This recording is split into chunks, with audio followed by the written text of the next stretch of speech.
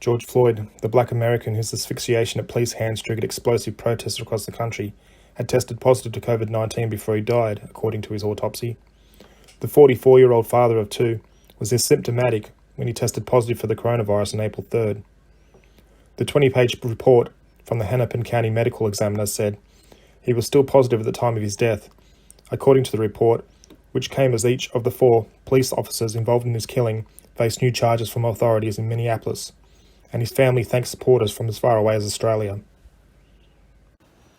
Derek Chauvin, who knelt on Mr Floyd's neck until he stopped breathing, faced a new count of murder, while Minnesota Attorney General Keith Ellison charged Chauvin's colleagues, former officer Tao Thao, J. Alexander Kung, and Thomas Lane, with aiding and abetting murder in the second degree. Chauvin's charges were upgraded to murder in the second degree from an initial third-degree murder and manslaughter. Prosecutors will seek to prove Chauvin intended to kill Mr Floyd.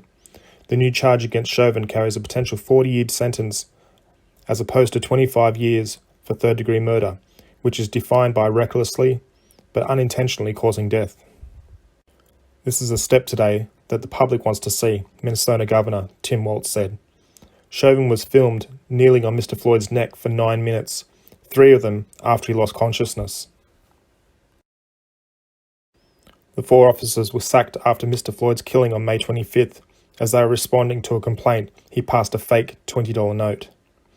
Mr Ellison said the evidence available supported the stronger charge against Chauvin and new charges against the officers. Although Lane at one point asked, should we roll him on his side, after Mr Floyd complained he couldn't breathe, the fact that the officer didn't help led him to the charge of aiding and abetting. Despite his comments, the defendant, Lane, took no action to assist Mr Floyd, the criminal complaint said. Delays in charging the officers helped stoke anger. They exploded into more than a week of violent protests across the country, which continues to be the most significant civil unrest in decades. Thank you for taking the time to watch this. Please subscribe and tick that little bell for updates on future videos. This is Han Solo signing out.